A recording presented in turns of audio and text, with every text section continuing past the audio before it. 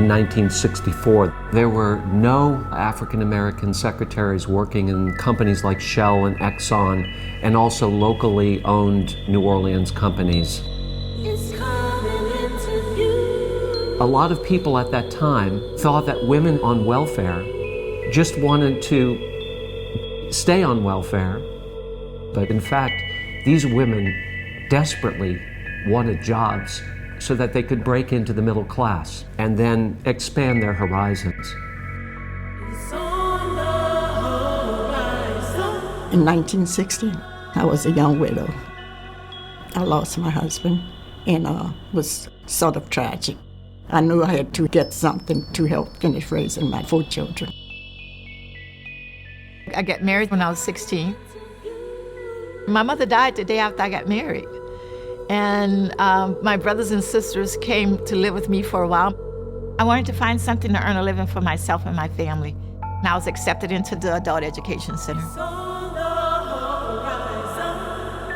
The Adult Education Center was so focused on getting us into the corporate world that I knew that this was the place that I needed to be.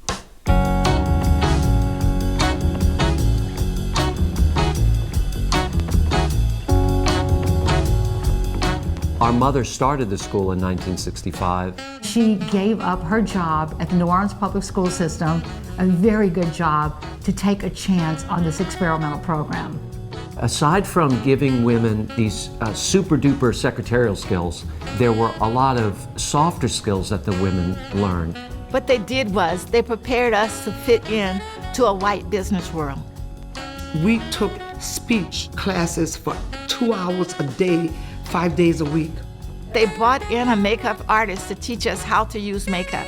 Giving us a little tips on certain things like shaving your legs. They also taught us African American history, so that when they talk about George Washington, you could talk about George Washington Carver.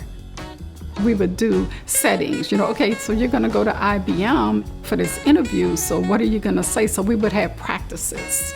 When I walked out of the school, I knew I could just basically take on the world. We were the first African American females to integrate corporate America. When I would go places with my family, they would say, oh, she works at Shell Oil Company, That first job enabled me to move to another level in life. I did buy a house here in New Orleans. I did have a car. It was a used car, but I had a car. I worked at Pan American 31 years.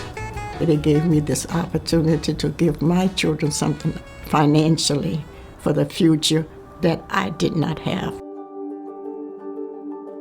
When Mrs. Joffre was still alive, she had this vision. She said there's still so much work to be done, and there's such a big need. We have started a nonprofit, the 431 Exchange, and our sole mission for the nonprofit is to give out scholarships. The 431 stands for 431 students that graduated from the Adult Education Center. We give out 2 amounts, $1,431 for expenses such as a computer, getting transportation back and forth from school, or money to pay the rent. And we have another amount, $431, that we call a lift for those added expenses as well, to help them, give them the boost with a helping hand. And what we do too is mentor them. And just to keep in touch as a friend would do, as a family member would do, and they said that is really just as important as the money. A lot of the people who are applying for these scholarships, I see myself in so many of them. They're so excited about having the opportunity to better themselves. My mom had just recently lost her job. Her and my stepfather had took some time apart. So we were definitely in need of money. So the scholarship money that I won from the 431 Exchange, I paid it towards my tuition, and that allowed me to get some more classes that I needed in the future.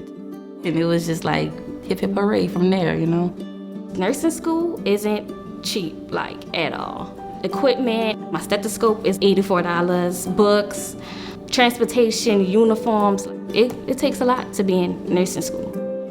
A scholarship will make a difference in whether a person can go to the library and study and really nail that test, or go work 10, 12 more hours and get by. We as a business and as an individual decided that it was important to us to give to a foundation like the 431. I believe each person should have that opportunity to improve in their life. The goal of the 431 Exchange is to give out more scholarships. For example, last round we had over 500 applications for 30 scholarships. If we can get the community involved to donate and help, that's that many more people that we can keep them in school, keep them focused.